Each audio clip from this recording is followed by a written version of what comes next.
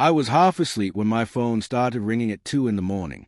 At first, I thought it was a dream, the sound blending into the heavy rain pounding against the window. But the vibration against the nightstand didn't stop. I groaned, reaching blindly for the screen, blinking through the blur of exhaustion. "Hello." My voice cracked with sleep. A pause, then a woman's voice, trembling. "Ethan." That startled me. Yeah, who's this?" She didn't answer right away. There was only the sound of quiet sobbing and thunder in the distance. "Please," she whispered, her voice breaking. "Please, you have to come." I didn't know who else to call.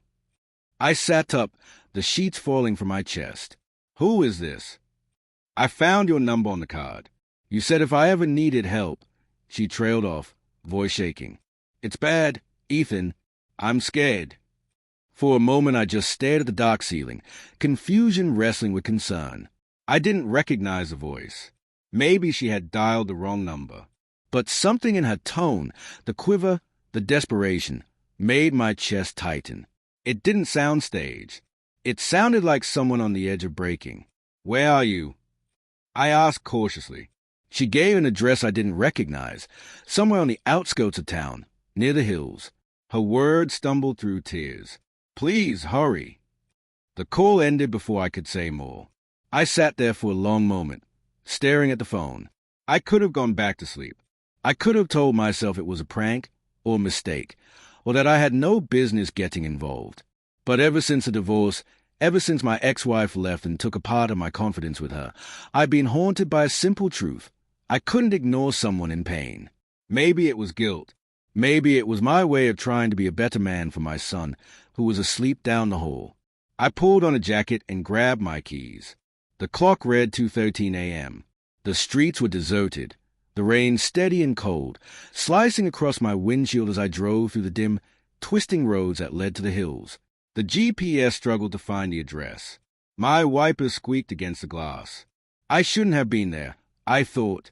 A single dad driving into the night because of a stranger's voice that didn't even sound like someone I knew. But something about the fear in her tone had rooted in my chest.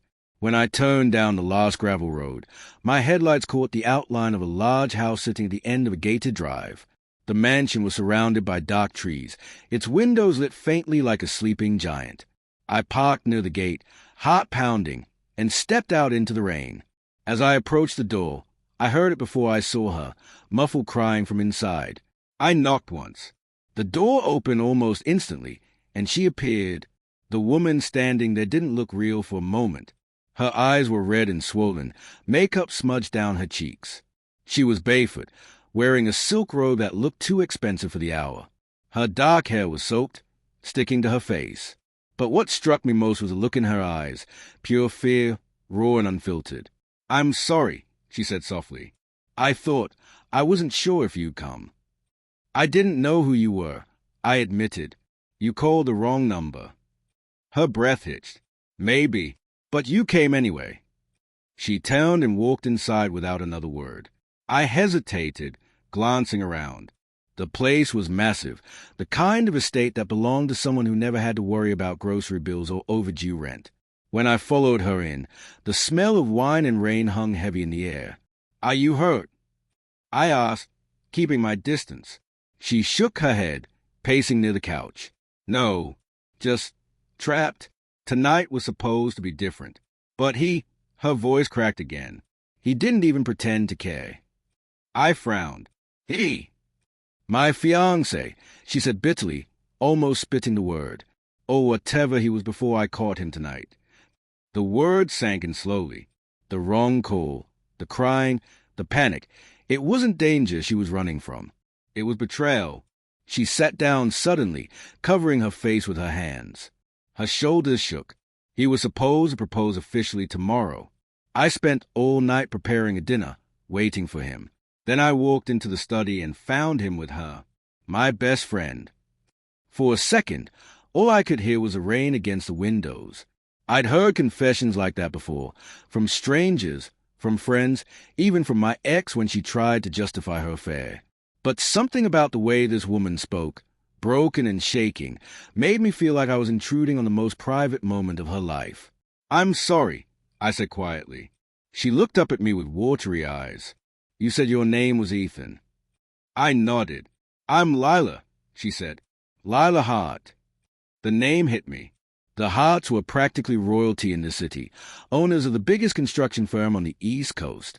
Their name was on half the buildings downtown. And here she was, sitting barefoot on the floor, mascara streaked, confessing to a stranger who shouldn't have been there. You shouldn't be alone right now, I said. She gave a humorless laugh. That's what I told myself an hour ago. I looked around the room. Crystal glasses, a half-finished bottle of wine, 2 plates still set on the table with candles that had burned down to wax puddles. Everything screamed of something planned, something that was meant to be perfect before it all fell apart. She stood, brushing her damp hair back. Do you think I'm pathetic? I hesitated. I think you're human. That made her laugh softly, almost bitterly. You're kinder than most people I know. Her eyes lingered on me for a moment too long, studying, uncertain. You have that look, she said finally, like someone who's been there. I swallowed. Maybe. She stepped closer. Tell me, have you ever walked in on someone you loved with another person? For a moment, I couldn't speak. The image that flashed through my mind was 4 years old but still sharp. My ex-wife, the kitchen, the quiet betrayal that shattered my home and turned me into the single dad who couldn't sleep without the TV on. Yes, I said softly. I have. Her lips trembled. Then you know. And just like that, something heavy passed between us, an understanding born from shared scars. She looked fragile, but there was strength under the cracks, like someone trying to hold her own world together with trembling hands. Outside, the storm raged on. Inside, 2 strangers stood in the dim light, bound by betrayal neither of them had expected. Lila took a deep breath and whispered, Don't go. Please. I should have said no. I should have walked away. But I didn't. And that one choice, staying that night, changed everything. The storm outside had grown louder, beating against the tall glass panes like it wanted in. Lila stood near the window, her reflection flickering in the faint light of the fireplace. The silk robe she wore clung to her in places, and for a second I could see how cold she was, not just in her body, but in that hollow stillness that comes after heartbreak.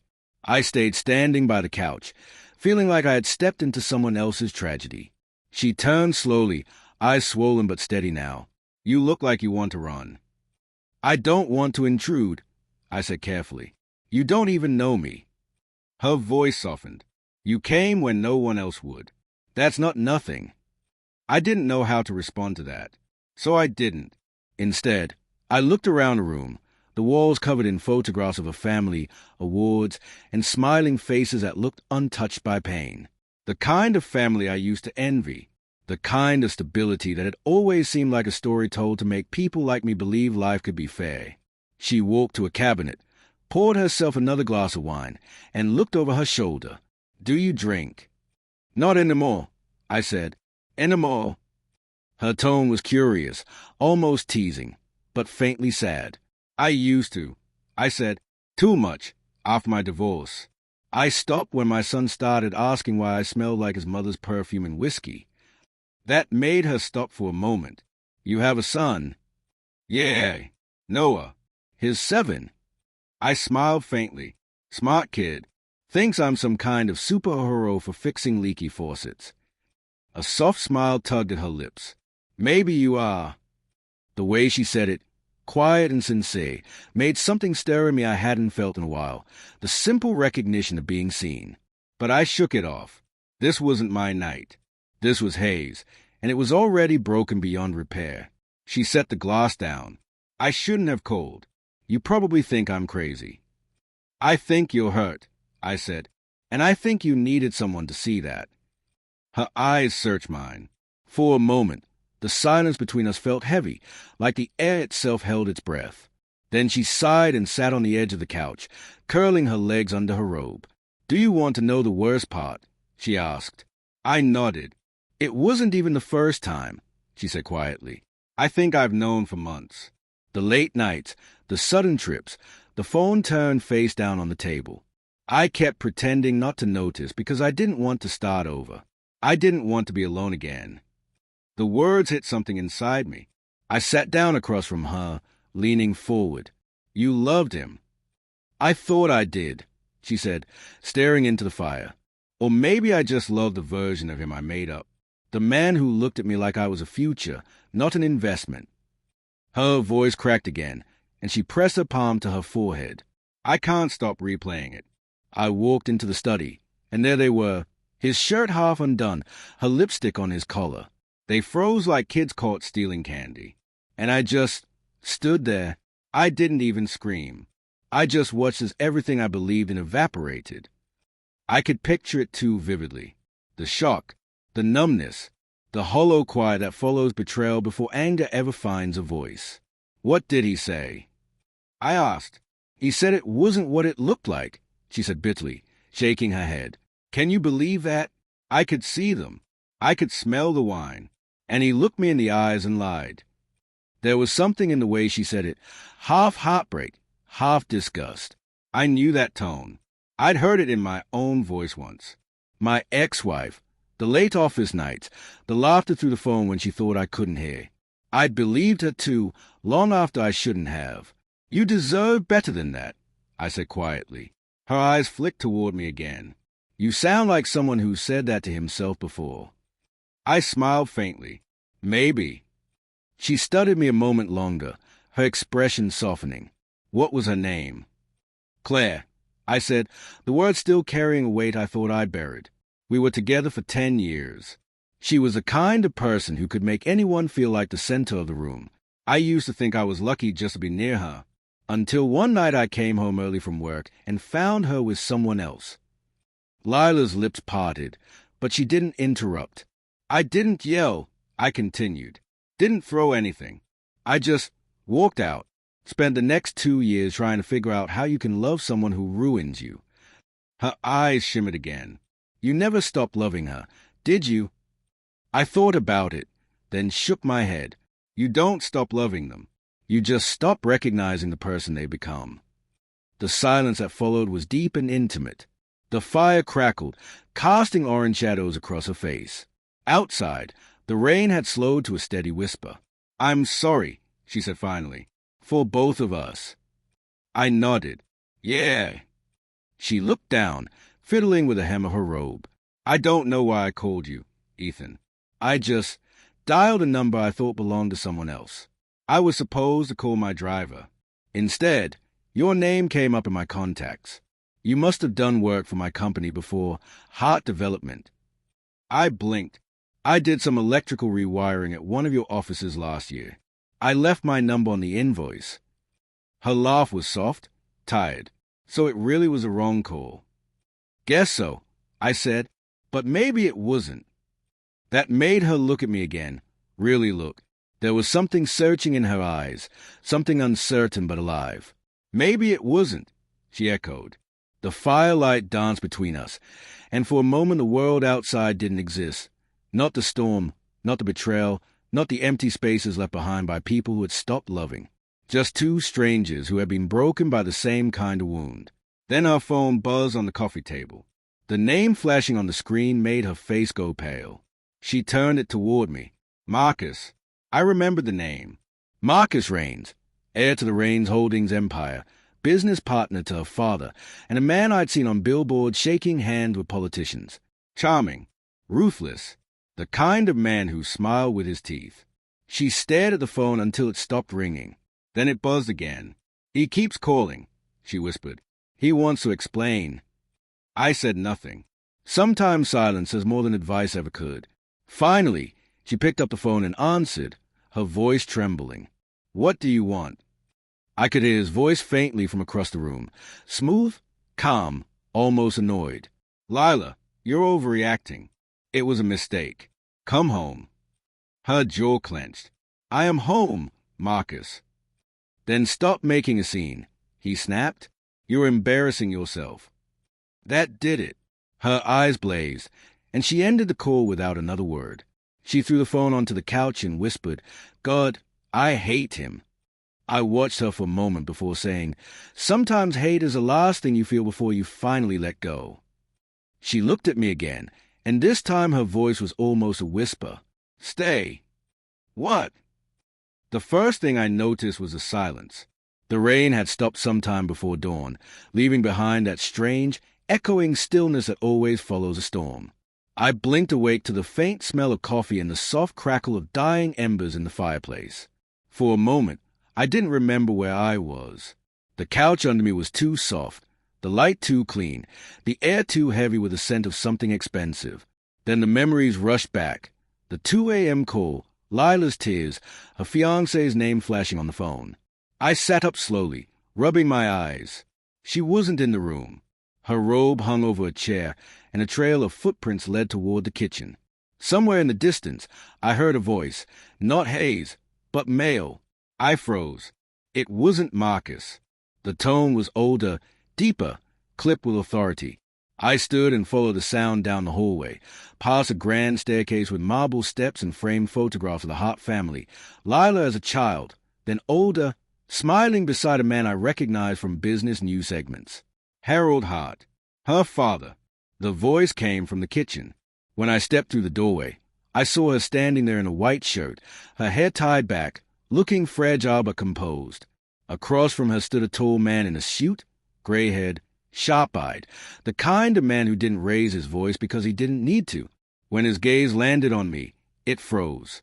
"Who's this?" Lila hesitated, glancing at me, then back at him. "Dad, this is Ethan. He helped me last night." Her father's eyes narrowed slightly. "Helped you how?" I cleared my throat. "She called me by mistake. I came to check on her. That's all." He looked me over with a kind of stare that could dissect a person's worth in seconds. "By mistake," he repeated, as if the word were an insult. Lila crossed her arms. "Don't start, Dad." He ignored her. "You don't know this man. Lila, it's not safe to invite strangers into the house." "I'm not—" I started, but she cut me off. "He's not a stranger. He's decent, which is more than I can say for Marcus." Her father's jaw tightened to the name. "Marcus is a business partner, not some boy you can throw away because of misunderstanding." Lila's voice rose. "A misunderstanding? He cheated on me. Dad!" He sighed, as though this were all beneath him. "You don't know that for certain. Marcus says." "I saw them," she snapped. "In your study. On your desk." For a moment, the silence was deafening. The old man's expression cracked, not with anger, but calculation. Then, without another word, he turned toward the window and spoke in a low, dangerous calm. "You have no idea what you're doing." Lila's hands shook. "What's that supposed to mean?" "It means Marcus isn't just your fiancé. He's the only thing keeping this family from financial collapse." The words hung in the air like poison. I watched her face drain a color. "What?" she whispered. Her father turned to face her fully now, his eyes cold. "The company is drowning. Lila, your brother's gone, your mother's gone, and I've made mistakes. Marcus's investment kept us alive this long.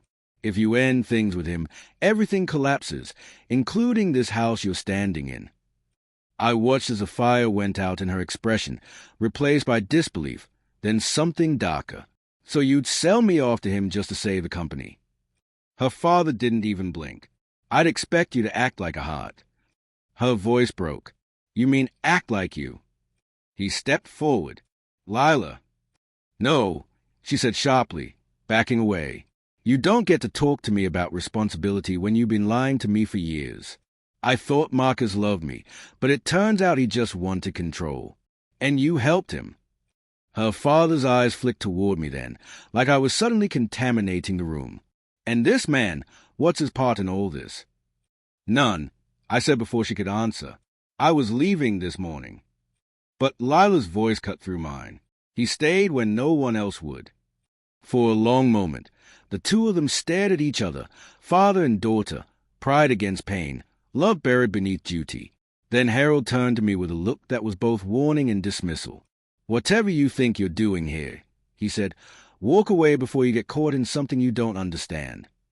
He left the room without another glance. The sound of his footsteps faded, leaving only the tick of a wall clock and the faint hum of the refrigerator. Lila stood still, her hands trembling at her sides. I didn't know, she said softly, almost to herself. He never told me how bad it was. I approached slowly. You couldn't have known. She looked at me with tear-bright eyes. He's using me like I'm a pawn in one of his deals. My whole life's been one business arrangement after another. I thought Marcus was different, but now it all makes sense. Her voice cracked again. God, I'm so stupid. I shook my head. You're not stupid. You just trusted the wrong people. She let out a shaky breath. You say that like you know what it feels like. I do, I said simply. She looked at me for a long time, searching my face for something. Maybe truth, maybe comfort. Then she whispered, Why did you really stay, Ethan? The question caught me off guard. I opened my mouth, but the truth came out before I could censor it. Because you looked like you were about to break, and I couldn't walk away from that. Her lips parted, and for a moment, her eyes softened. You shouldn't care that much about someone you just met. Maybe I shouldn't, I said, but I do. She turned away, biting her lip. If my father finds out you're still here, he'll make sure you regret it. He hates when people see the cracks. I'm not afraid of him. She looked back over her shoulder, the faintest trace of a sad smile on her face. You should be. Before I could respond, a phone buzzed again, this time Hayes. She didn't answer, just stared at the screen. It wasn't Marcus this time. The name said, unknown number. A message popped up seconds later. You shouldn't have told him. Her face went pale. She looked at me, eyes wide, then back at the message. What is that? I asked. She swallowed. I don't know, but it means whoever sent it, they know about last night. I felt the chill before the words even left my mouth. You think Marcus sent it? She hesitated, her voice barely audible. No, Marcus doesn't threaten. He hides behind people who do. Her hand trembled as she set the phone down on the counter. Someone's watching us. I glanced toward the window, the one facing the driveway. For the first time since I'd arrived, I noticed a faint reflection of movement outside. A figure, half-shadowed near the gate, watching the house. Stay here, I said quietly. Ethan, don't. But I was already moving toward the door. The morning air was cold, and the wet ground glistened under the rising sun.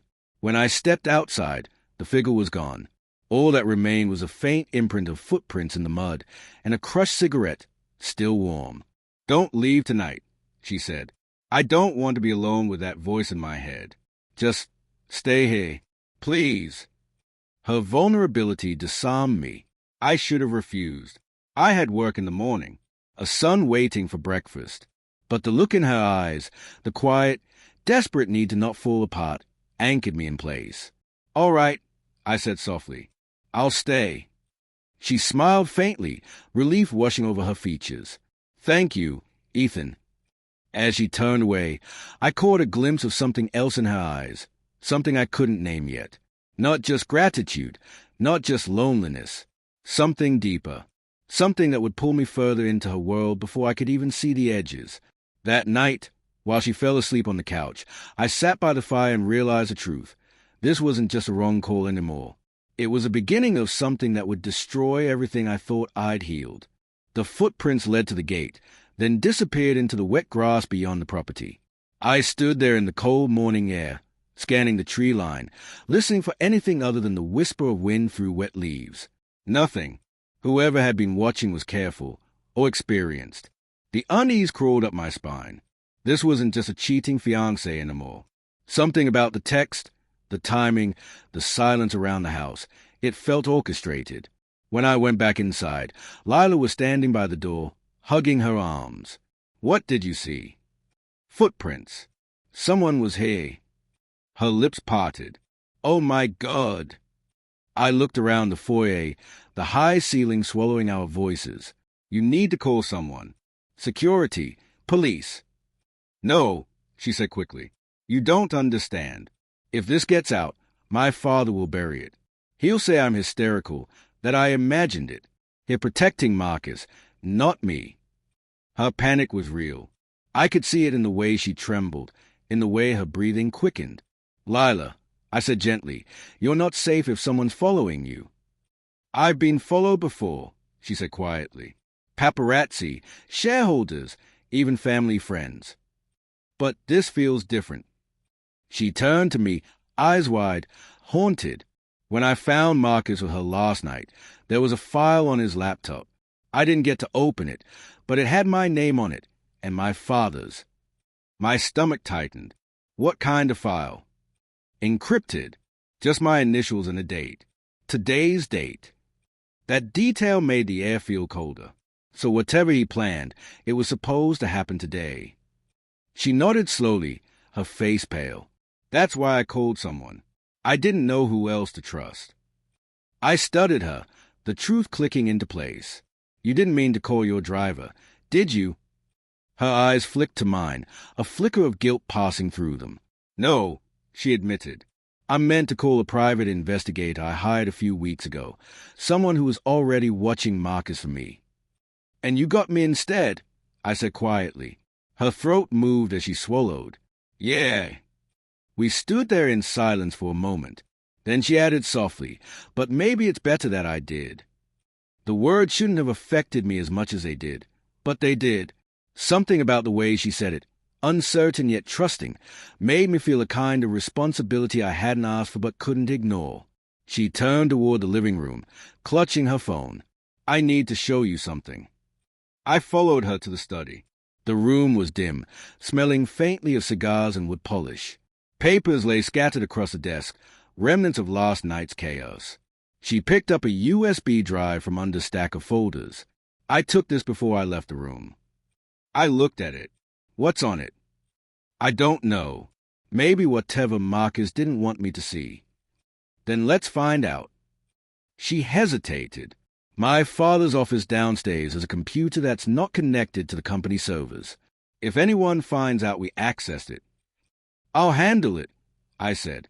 We went down a narrow staircase into a smaller, colder study, a place that smelled like secrets. The light from the single window was dim and gray. She handed me the drive, and I plugged it into the desktop tower. The screen flickered to life. A folder appeared. Inside were several files labeled only by dates, and one named Project Recomp. I clicked it. The document opened to a spreadsheet, rows of numbers, payments, and coded descriptions. Lila leaned over my shoulder, her breath shaky. What is this? It looks like offshore transfers, I said. Millions. She scanned the columns. Those companies, they're subsidiaries of Heart Development. Your father's company. Her hand went to her mouth. His laundering money through Marcus's accounts. As the realization settled, the quiet around us thickened. She whispered, I think Marcus and my father are in this together. And I was the leverage, the link that made it look legitimate. I turned to her. Lila. Her voice broke. They used me. They made me the face of their deals, the woman who smiled in every press photo. And all the while, they were building something behind my back. She stepped away, pacing the small room. If this gets out, it won't just destroy the company. It'll destroy me too. They'll make it look like I knew, that I helped. I stood slowly. Then we get ahead of it. She looked up, desperate. How? Expose the truth before they can bury it. She shook her head, eyes filling with tears. You don't understand. There are people everywhere, lawyers, media contacts, investors. I'd be ruined before I could even speak. I stepped closer. You're already ruined if you stay quiet. Her breath hitched. Why are you helping me? I hesitated, searching for an answer that didn't sound like weakness.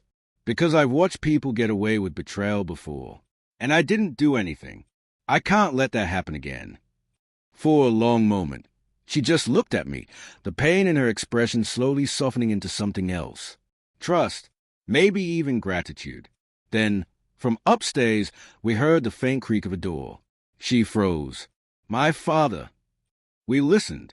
Footsteps, heavy, deliberate, moving across the floor above. Then silence. I whispered, he can't know we're down here. She nodded, grabbing the USB drive. We should go. Now. We slipped back upstairs quietly. When we reached the living room, the front door stood slightly open. Rainwater glistened on the marble floor. "Did you leave it open?" I asked. She shook her head. We both looked at the door. The outside world beyond it was gray, wet, and empty, but the silence felt wrong. I moved first, stepping onto the porch. The air smelled of rain and gasoline. A car was idling near the gate. Black, tinted windows. Lila came up behind me, whispering, "That's Marcus's car." Before I could react, the driver's door opened, and Marcus stepped out, impeccable as ever, not a wrinkle in his suit, not a hint of last night's chaos on his face. He looked at Lila, then at me. "You must be the good Samaritan I've been hearing about," he said smoothly. I didn't answer. He smiled thinly. "Cute story, really. The wrong number, the rescue, the sleeping on my fiancé's couch. Almost sounds romantic." Lila stepped forward. "You don't get to talk about romance, Marcus." His eyes hardened. "You should be careful, Lila. You're trespassing on your own family's property now. And the next time you sneak into my files, I won't be so forgiving." "Forgiving?" she echoed, voice trembling with fury. "You cheated on me, lied to me, and now you're threatening me." He tilted his head slightly. "You never understood what this was about. You were the face, not the brain. You were useful until you decided to become a problem." I stepped forward, voice low. "You need to leave." He turned to me, his smile returning. "And you need to remember who you are. You're a nobody, Ethan. A single dad playing hero in someone else's mess." He moved closer until I could smell the faint scent of cologne and arrogance. "If you were smart, you'd walk away now. For your son's sake." My fists clenched. "Leave Noah out of this." His smile widened, satisfaction flickering across his face. "So he has a name." That was when I realized how much Marcus knew. Too much. More than he should have. And in that moment, I understood something chilling. This wasn't random. He hadn't just found out about me. Someone had told him. Someone inside that house. Marcus's smirk stayed fixed on his face, but his eyes darted past me, scanning the open door, the hole, the walls, as if he knew exactly where to look. Like someone had told him everything already. Lila moved closer to me, her voice low. "Ethan, he shouldn't even be here." Marcus stepped past the threshold like he owned the place, brushing rain from his jacket. "Relax, darling. I still have a key. Remember? Your father never asked for it back." I blocked his way. "You're done here." He laughed, an easy, amused sound that only made my skin crawl. "You think you can stand between me and her family's empire. You have no idea what you're stepping into." Lila's voice cracked. "What do you want, Marcus?" He looked at her for a long moment. "I want you to stop digging. And I want that USB drive you stole." The color drained from her face. "How did you?" He smiled again. "Let's just say you weren't as careful as you thought." His gaze flicked toward the stairs, and then back at me. "Someone in this house has been keeping me very well informed." The words hit her like a slap. "Who?" But he only shrugged, then turned toward the door again. "If you have any sense left, you'll hand it over, before your father finds out how deep you've gone." When he finally left, the silence in the house was deafening. The rain outside had turned into a full storm, beating against the windows. Lila stood frozen for a moment, staring at the door. Then she whispered, "He knows everything." I locked the door and turned back to her. "His bluffing." She shook her head slowly. "No, Marcus doesn't bluff." Her voice trembled, and she walked toward the stairs, as if drawn by some invisible thread. "There's only one way he could have known where we were. Someone here told him." The house was enormous. Servants' quarters, old security staff, and a private caretaker who lived in a guest house near the pool. Anyone could have talked, but her tone carried something heavier. Personal. "Who else lives here?" I asked. She hesitated. "My father's assistant. And my sister." "Sister." "Vivian." Her lips tightened around the name. "She came back last month after 3 years abroad. She said she wanted to reconnect, but all she's done is stay in father's shadow, smiling at everyone she hates. The resentment was obvious, raw, and old. Do you think she could be working with Marcus? I asked. Lila stared toward the landing above. If there's money in it, yes. I followed her up the stairs. The hallway stretched long and dim, lined with paintings and vases worth more than I'd ever make in a decade. At the far end, one door was open slightly. A warm light spilled out. Lila took a deep breath. That's her room. She pushed it open. The scent of expensive perfume and fresh flowers filled the air. Vivian sat at a vanity, brushing her long, dark hair, her reflection calm and almost eerily composed. When she saw us, she smiled. Lila, I heard voices. You brought a friend. Her tone was silky, polite, but there was something razor-sharp underneath it. Don't, Lila said flatly.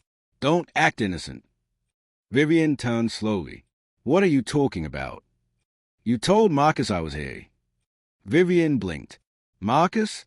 Oh, you mean your fiancé? Oh, ex-fiancé. I lose track of who's sleeping with whom these days. Lila stepped forward. Stop it. Vivian's smirk didn't fade. Why would I talk to Marcus? He's beneath me. You're the one who dated him. You called him, Lila said. He showed up here 10 minutes after we found the files. He knew exactly what we'd seen. Vivian turned to me then, her eyes cool and assessing. And you must be the rescuer. The single dad who doesn't know what he's stumbled into. Answer the question, I said quietly. Vivian stood, crossing her arms. Fine. Yes, Marcus called me last night. He said Lila was spiraling again, that she was drunk, paranoid, and might hurt herself. He asked me to keep an eye on her. That's not what happened, Lila snapped. Vivian's gaze softened, mocking sympathy. Of course it isn't, dear. Nothing's ever your fault. The air between them was electric, dangerous. I stepped between them slightly. Did you tell Marcus about the USB drive? Her eyes flickered. Just for a second. Enough. Lila saw it too. You did. Vivian exhaled, her mask slipping. You have no idea what you're doing, Lila. That file, it's not just about father. It's about the entire board. If you go public, you'll burn half a city with it. Lila's voice broke. Then let it burn. Vivian looked at her like she was a foolish child. And when it's over, do you think anyone will remember you as a victim? They'll call you unstable, vindictive, spoiled. They'll make you a headline for a week and then a scandal they whisper about for years. Lila's eyes glistened, but her chin lifted. I don't care. Vivian sighed and turned away. You always cared. You just want someone to tell you it's okay to destroy everything. Her gaze flicked to me again. And is a perfect candidate for that, a man with nothing to lose. Enough, I said, my voice low. Vivian smiled faintly. Then go ahead, hero. Help her take down our father, her fiancé, and every investor tied to this mess. When it's over, you'll both have nothing left. She turned back to her mirror, dismissing us like servants. Lila's hand found mine, trembling. We need to get out of here. We left her room, the door closing behind us like a verdict. As we reached the landing, Lila's breath came in shallow bursts. She's right about one thing, she said softly. Once this starts, there's no going back. I stopped, turning to face her. Then we do it carefully. Smart. No one gets to bury you again. She looked up at me then, really looked. The distance between us felt charged, too close, too necessary. Her voice dropped to a whisper. Why do you care so much? Because I saw myself in her, in that same desperate fight to protect what little good was left. But saying that felt too raw. So I said the only thing that felt safe. Because you called the wrong man. I said quietly, and maybe that was the right thing to do. Her breath caught. Then she reached up, fingers brushing the side of my face. For a moment, neither of us moved. The thunder outside echoed like a heartbeat. Then the sound of a door slamming downstairs broke it apart. We froze. Voices. 2 of them. One deep and commanding. Lila whispered, "My father's home." We rushed down the staircase, the heavy voice growing clearer. "Lila." The man's tone was sharp, controlled. Why is Marcus's car outside my gate? When we reached the foyer, her father was standing there, tall, gray-haired, power clinging to him like a second skin. His gaze swept from her to me, confusion flickering into suspicion. "Who are you?" he demanded. Before I could answer, Marcus stepped out of the study behind him, perfectly composed. "That's the man who's been helping your daughter make very dangerous mistakes." Lila's face went white. "You told him?" Marcus smiled. "No, sweetheart. He told me." Her father's expression hardened. "Is that true?" And in that second, as both men looked at me, I realized the trap had already been set, and we were standing in the middle of it. The first thing I noticed when I returned home was the silence. Noah was asleep in his room, the rain-streaked streets outside giving the city an empty, unreal feeling. I closed the door behind me, leaning against it, letting my body sag. The last 10 days felt like a lifetime compressed into chaos. Fire, blood, betrayal, and loss. Vivian was gone. Marcus was gone. And Lila, I didn't even know if she was alive. Noah stirred, eyes blinking open. "Dad!" I crouched down to his level, brushing his hair from his forehead. "I'm here. Buddy, everything's okay now." He frowned, still half asleep. "Mom's crying. She keeps asking about that lady." I swallowed hard, unsure what to say. "It's complicated. Son, she's safe now. That's what matters." He didn't argue, just hugged me tightly. I held him, breathing in his warmth, feeling the only anchor left in my life. The next morning, the city was buzzing with news. The fire at the Heiress's mansion had dominated the headlines. Heiress estate burns. Billionaire family tragedy unfolds. They didn't know about Vivian or Marcus. They didn't know the files, the corruption, the manipulation that had taken everything down to ash. Lila's name was nowhere in the reports, which meant she had won, in her own way. But the victory came at a cost so deep it cut through my chest every time I thought of her. I tried to sleep that night, but the memory of her kiss, her hands trembling in mine, haunted me.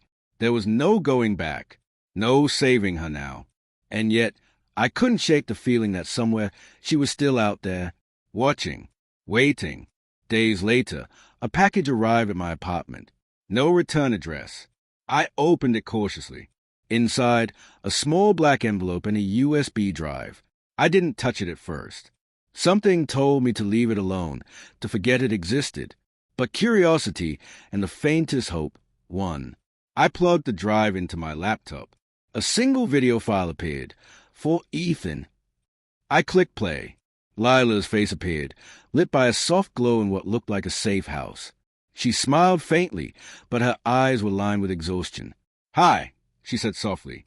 "If you're watching this, then you survived. And maybe, just maybe, you're still trying to fix things." I swallowed hard, unable to speak.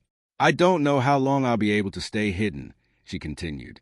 "But I needed to tell you, thank you, for showing up, for staying, for believing in me when no one else would. Everything we did, it had to happen. There was no other way to stop them." Her eyes flicked down briefly, and then back to the camera. "Vivian, she's safe in your heart now. And Marcus, he got what he deserved. I'm sorry it had to happen this way." Tears pricked my eyes. "Lila." Her voice softened, almost a whisper. "Don't look for me. Don't try to find me. Some things are better left hidden. But maybe one day, if the world calms down, we can meet again. Until then, live, protect your son, and remember that some calls, even wrong ones, can save a life."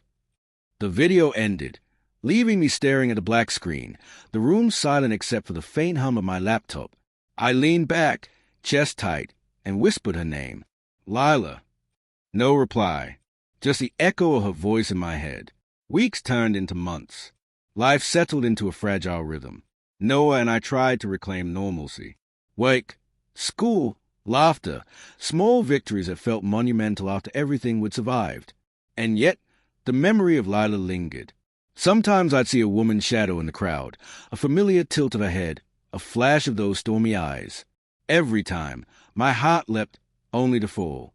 Then one morning, A note slipped under my door. No envelope. No name. Just 3 words in Lila's familiar handwriting. I'm still watching. My pulse quickened. Part fear, part relief, part something I couldn't name. It was a warning, a promise, and a reminder. She had disappeared, but she hadn't left entirely. Months later, I found myself at the edge of the river near the city, Noah running ahead on the banks. The wind tugged at my coat, and I closed my eyes, imagining her there, standing just beyond the trees, smiling at us. A sense of peace washed over me. I couldn't save her. I couldn't stop the storm that had swallowed her life. But she had survived, somehow, and knowing that, however distant, was enough for now. And then my phone buzzed. Unknown number. I hesitated. Something deep inside whispered not to answer. And yet, I did. Her voice, unmistakable, soft, and laced with something I couldn't identify, filled my ear. "Ethan," she said, "it's me. Are you ready?" I froze, heart hammering.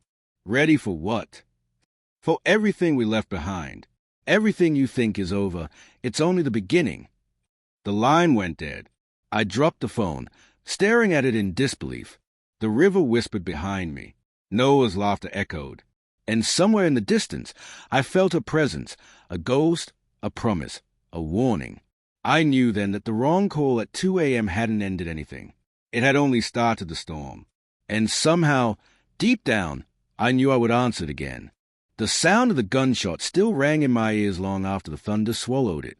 Rain poured in through the shattered window, soaking the floor, mixing with blood that was already spreading too fast. Vivian lay in Lila's arms, her breath shallow, lips trembling. Her eyes darted between us, desperate, flickering like a candle about to die. "Stay with me," Lila whispered, voice breaking. "Viv, please, stay with me." Vivian's hand lifted weakly, catching her sister's wrist. "Don't cry," she murmured, her voice almost too faint to hear. "I didn't mean for it to end like this." I knelt beside them, trying to slow the bleeding with my hands, but it was useless. The wound was deep, the blood too dark. "Hold on," I said. "I'll call an ambulance." Vivian shook her head. "No, they won't make it in time." "Don't talk like that," Lila choked out, brushing her sister's hair from her face. "We can still." "Listen," Vivian said, gripping her hand tighter. "It wasn't Marcus who made that call." Lila froze. "What?" Her sister's eyes flicked toward me, then back to her. "The night you called Ethan, it wasn't an accident. Someone rerouted your phone.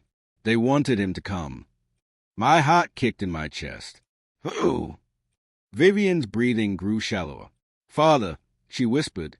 "He needed someone who wouldn't be traced. Someone expendable." Lila stared at her, shaking her head in disbelief. No, that's not possible." Vivian coughed, a thin line of blood at the corner of her mouth. "He set you up, Lila. Both of you. He needed Marcus to take the fall if things went wrong. You were just the spark." The words tore through the room like a blade. Lila's face went pale. "He used me." Vivian managed a weak nod. "I tried to stop it. That's why Marcus turned on me." Her fingers tightened once more. "Promise me, Lila, don't let him win." Her eyes rolled back slightly. "Don't trust." Her last word broke in half. Then she went still. Lila's sob filled the silence, raw and unguarded, echoing off the walls. I placed a hand on her shoulder, but she didn't move. She stayed there, holding Vivian's body, whispering things I couldn't hear, apologies, memories, broken pieces of years that would never be fixed. When she finally looked up, something inside her had shifted. The tears were still there, but so was something else, resolve. "He killed her," she said quietly. "He killed his own daughter." "Lila." No, she stood abruptly, wiping at her face. "We're done running. I'm ending this tonight." Outside, the storm had eased to a steady drizzle. The city lights shimmered on the wet pavement as we drove. Neither of us spoke for miles. The silence wasn't empty. It was heavy, full of ghosts and things neither of us could yet say. When she finally spoke, her voice was distant, hollow. He used me, Ethan. He used my pain, my guilt, everything. He knew I'd break if Marcus pushed hard enough. That's why he called you. I gripped the steering wheel tighter. Why me? Her gaze stayed on the window, watching the blur of passing lights. You were clean. You had no connection to us. He wanted someone who wouldn't ask questions. Someone who could be blamed if anything went wrong. I swallowed hard. He must have known I'd tried to protect you. She turned to me, her eyes wet again. He counted on it. The words hit harder than I expected. Every choice I'd made since that night, showing up, helping her, risking everything, had been part of his plan. And yet, somewhere inside, something told me it hadn't all been manipulation. There had been moments, real ones, between us, the kind you can't fake. But maybe those moments were exactly what he'd wanted to exploit. By the time we reached the estate, it was close to midnight.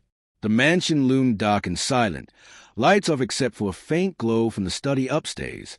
Lila's voice was steady now. He's awake. He never sleeps before midnight. He likes to read the financial reports before bed. That's when he feels most in control. Her tone carried a quiet fury that made my chest ache.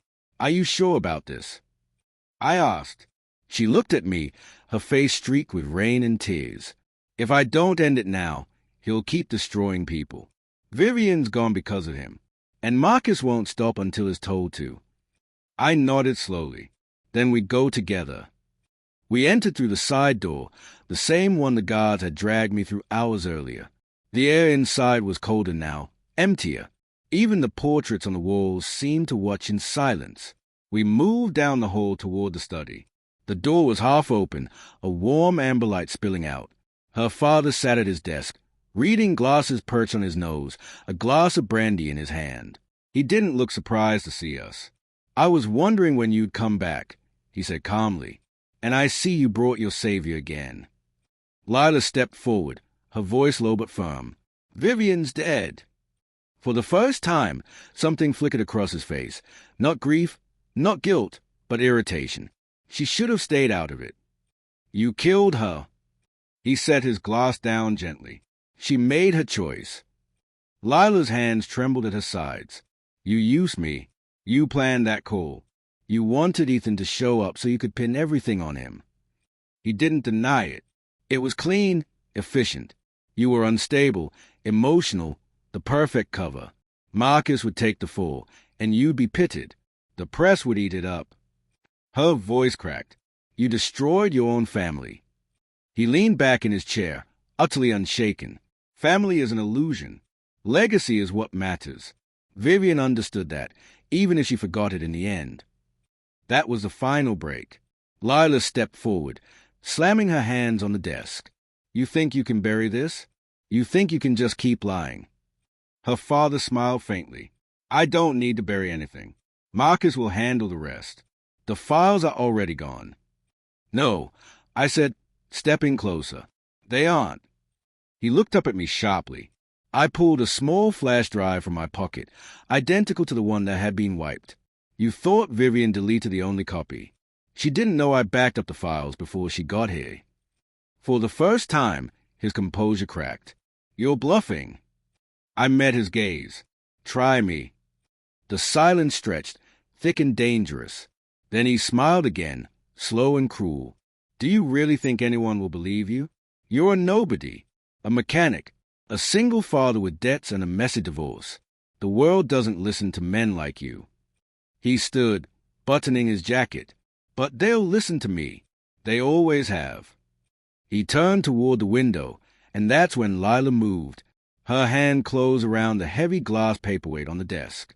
Lila, I started, but it was too late. The sound was sickening, glass against skull. He staggered, stumbled backward, and crashed into the bookshelf. Then everything went still. The paperweight rolled across the floor, stopping at my feet. Lila stood frozen, breathing hard, tears spilling silently down her face. He was going to destroy you. I reached for her, but she stepped back, shaking. He was never going to stop. Her father lay motionless on the floor. The man who'd built an empire on fear and manipulation was finally silent. Outside, thunder rumbled one last time before fading into the night. The weight in the air was unbearable.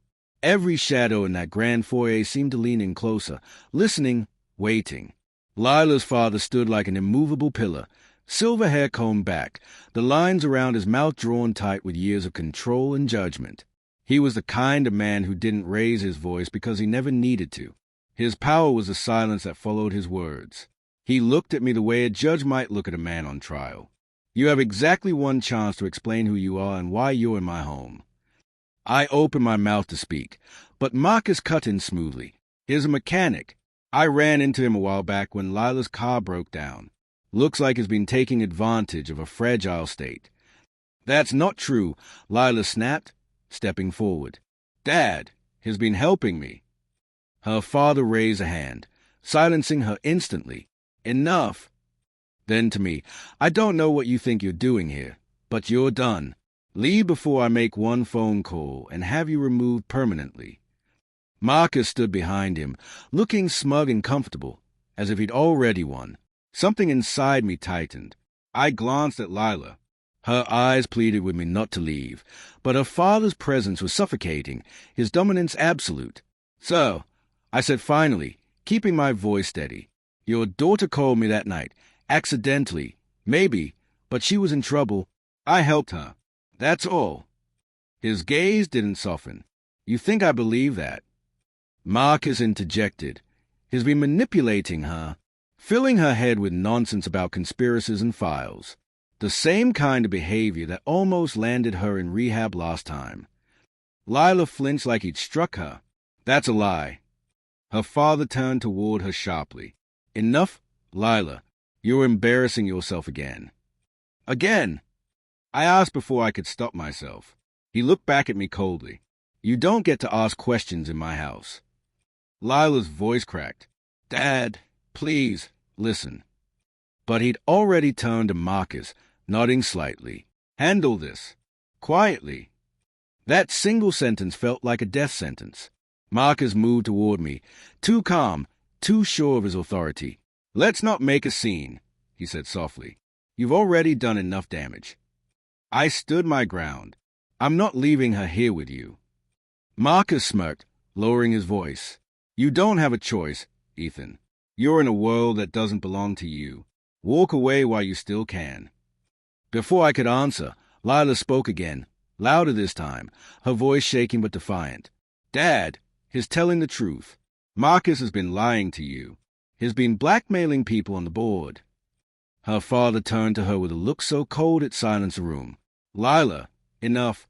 You've made enough enemies without dragging strangers into our private affairs.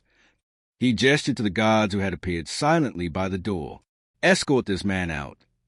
Two men in suits moved forward. Lila rushed to me, clutching my arm. Don't let them. Lila, I said quietly, it's okay. I'll be fine. She shook her head, her voice breaking. No, you won't. He doesn't forgive, Ethan. He erases. The guards took me by the arms. I didn't fight. There was no point. But as they led me out, I caught Marcus's satisfied grin. That look burned into my mind like a brand. They threw me out through the side gate, the rain slapping against my face like punishment. I walked back to my truck, fist tight, heart pounding. The headlights of another car flashed in the distance. For a second, I thought I saw someone watching from the upper balcony, a silhouette pale against the storm. Lila. Then she was gone. I sat behind the wheel, drenched, shaking, trying to make sense of what had just happened. Marcus had been waiting for me. The father had been too quick to believe him. And Lila, she was trapped. I slammed my hands against the steering wheel, once, twice, until the pain steadied my thoughts. I had to go back.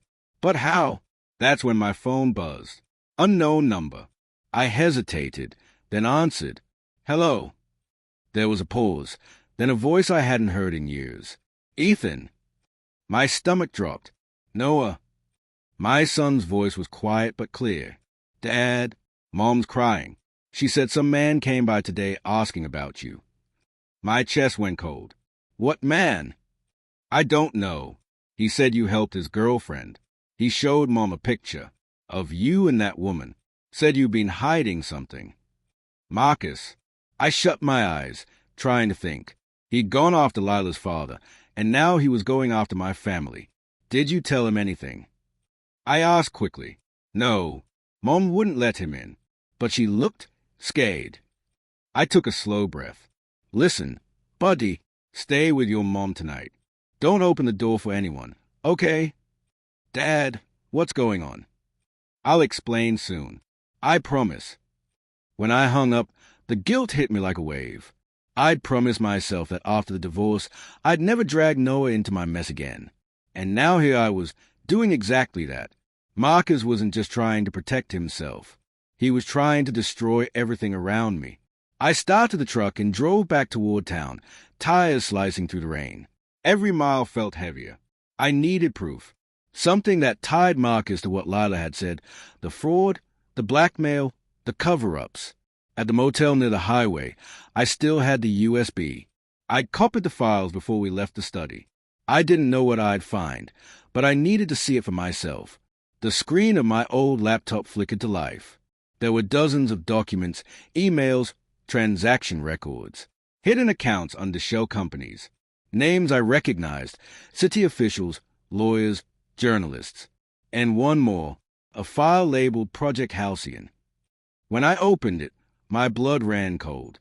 There was a list of names, whistleblowers, former employees, all marked neutralized. Next to each one, a date, and next to the last entry, something that made my hands tremble. ECO, scheduled, pending. That was my name. The timestamp was today's date. I pushed the chair back, heart racing. Marcus hadn't just stumbled on me. He'd planned it. Every step. The 2 a.m. call, the coincidence, even me showing up. I wasn't the rescuer. I was bait. The door to my motel room creaked open behind me. Quite a discovery, said a voice I didn't expect to hear. I turned, and there she was. Vivian. She stood in the doorway, calm, composed, rain dripping from her coat. How did you find me? I demanded. She smiled faintly. Marcus told me where you'd run once you realized the truth. I took a step back. If you're here to finish what he started, you're too late. I've already seen the files. Vivian sighed, almost sadly. Then you understand why you shouldn't have come into this at all. I looked at her, and then at the small black object in her hand. A gun. The room felt unnaturally quiet. The storm outside had faded into a dull drizzle, yet the silence inside the mansion was far heavier. The only sound was the slow drip of brandy from the shattered glass near his body. Lila stood motionless, staring down at her father. Her hands trembled, blood and rain mixed on her palms. "He's not breathing," she whispered. I took a cautious step forward. "We need to call someone." She looked up sharply. "Who? The police? Do you think they'll believe this was self-defense? That a billionaire suddenly fell and cracked his skull while arguing with his daughter?" I didn't have an answer. The truth would sound insane, that a single dad and a grieving heiress had just uncovered a conspiracy involving her own father's empire, one that had already left her sister dead. Lila knelt beside the body, brushing a strand of hair from his face. Her expression was unreadable, part grief, part disbelief, and something colder underneath. "He was right about one thing," she said softly. "The world only believes the story you sell it." She reached into her father's jacket, pulling out a small silver key. "This unlocks the archives in his office. Everything he hid, Marcus's accounts, the recordings, the call logs. Vivian knew about it." I crouched beside her. "Then let's get them. We can expose him, clear everything." Her eyes met mine, tired but fierce. "If we do this, there's no going back." I already crossed that line when I walked in tonight. The archive was hidden behind a sliding wall panel in the study, sleek, coated, cold. The air inside smelled faintly of dust and expensive leather. Lila inserted the key and entered a passcode. The cabinet clicked open with a mechanical sigh.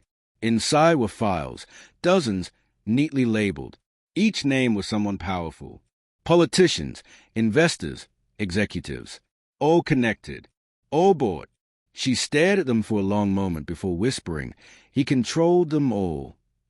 I connected the flash drive to the console.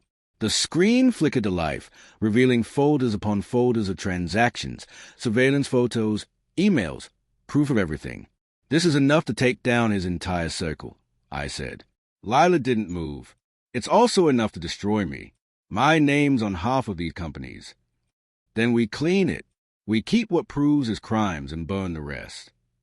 She finally nodded, eyes glistening. "You'd risk everything for me."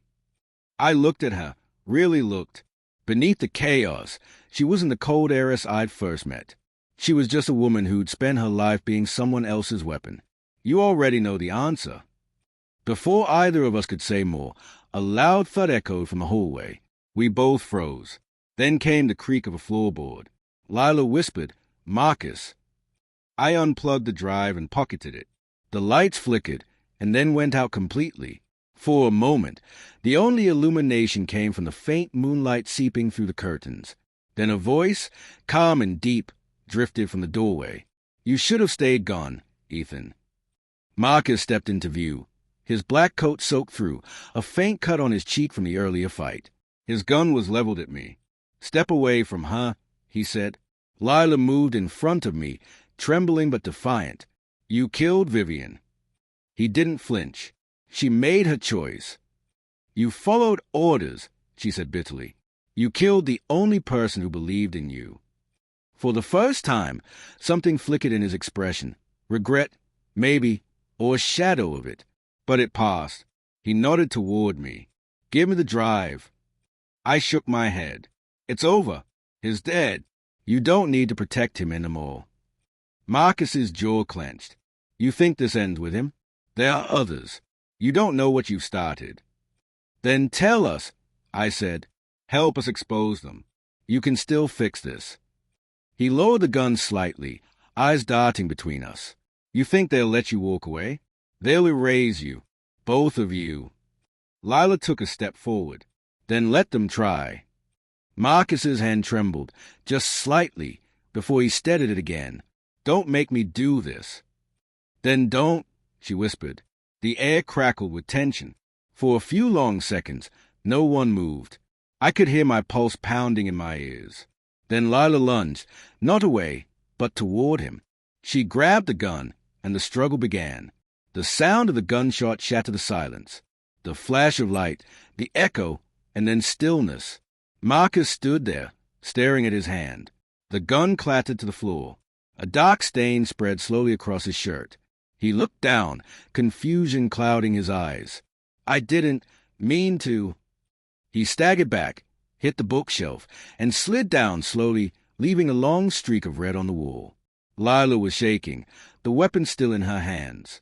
I moved toward her. "Lila, it's over." She looked up at me, tears streaming down her face. "No, it's not. This won't end here." Her voice was barely a whisper.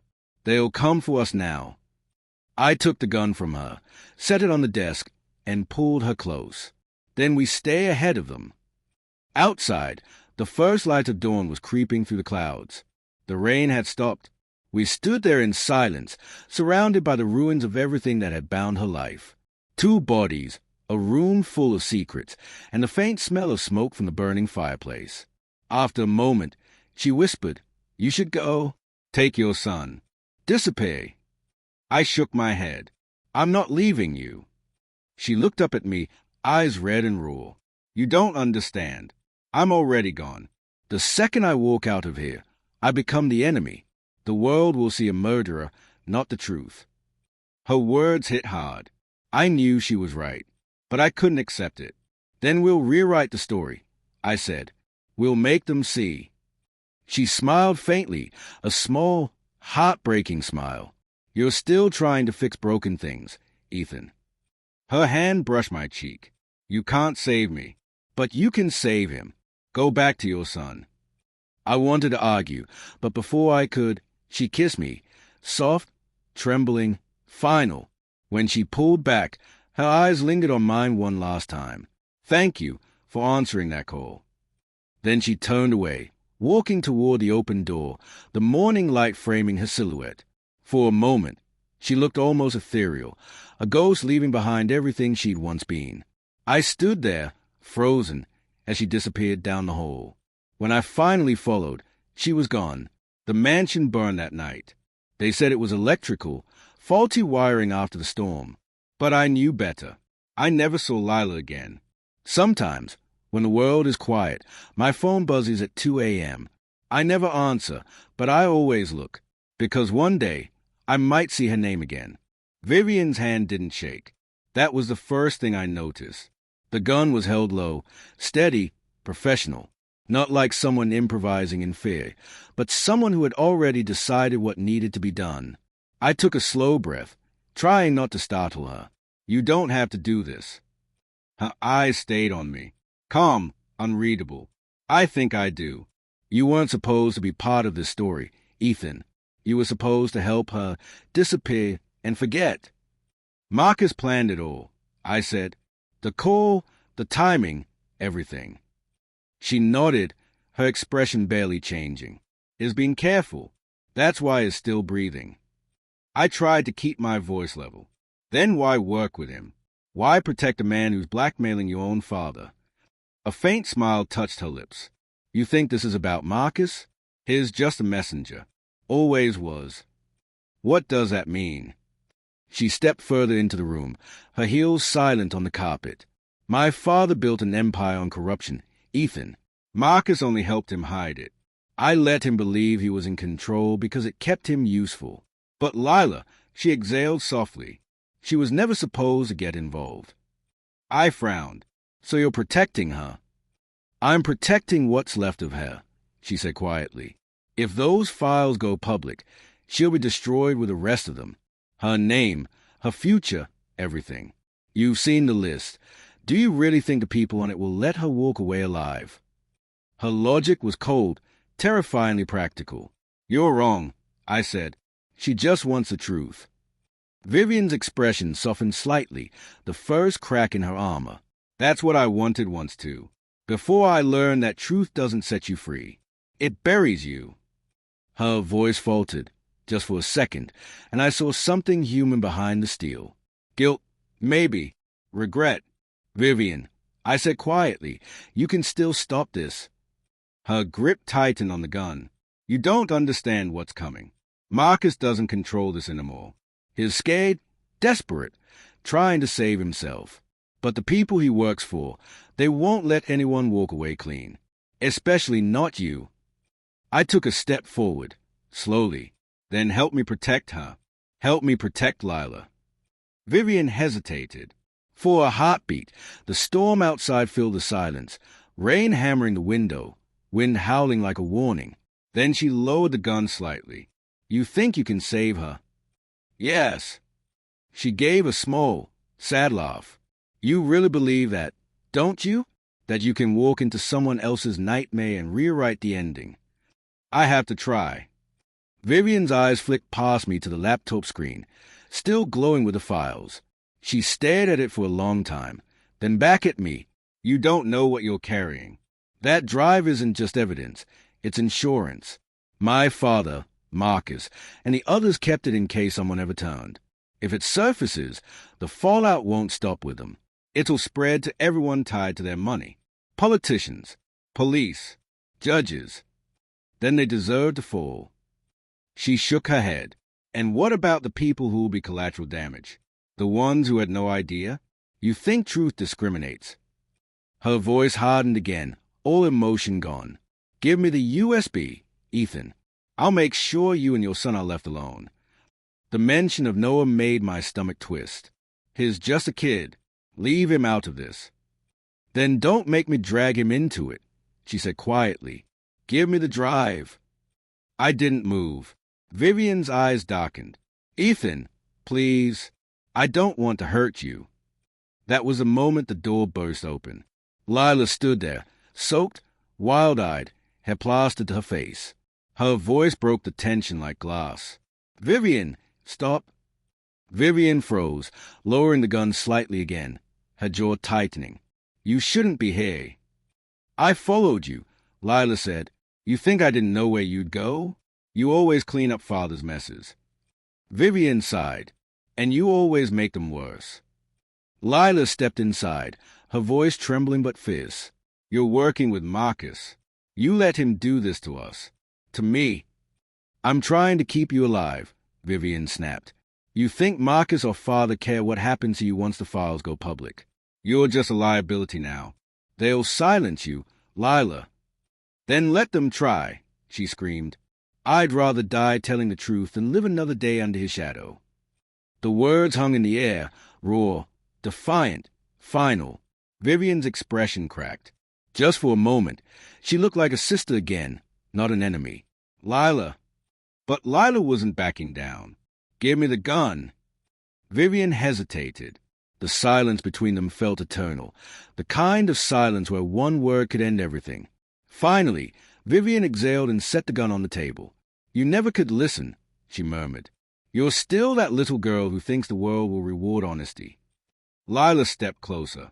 And you're still the woman who mistakes fear for wisdom.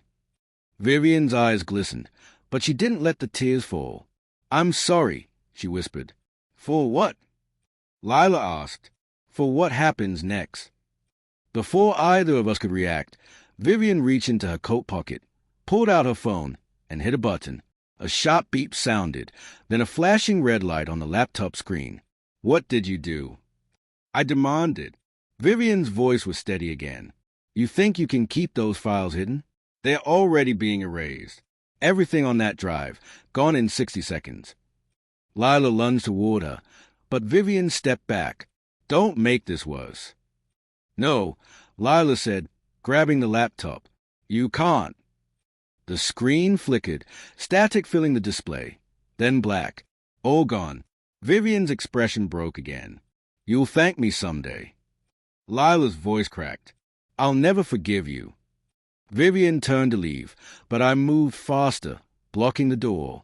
You're not walking away. Vivian met my eyes, the faintest tremor in her composure. You can't stop what's already in motion. I didn't notice the movement behind her until it was too late. The window shattered inward, a figure in black, mask on, gun drawn. Vivian gasped, spinning toward the noise, but the shot came first. A single echo cut through the storm. Vivian fell. Lila screamed, rushing to her side, blood blooming on the carpet. The masked man turned to me, and even before he spoke, I recognized a voice under the distortion. Marcus. Should have stayed out of it, Ethan. I grabbed the gun from the table, aiming it straight at him. But Marcus just smiled, calm, fearless. You don't understand. You were never saving her. He glanced at Lila cradling her sister's fading body. She was saving you. Then he disappeared into the rain.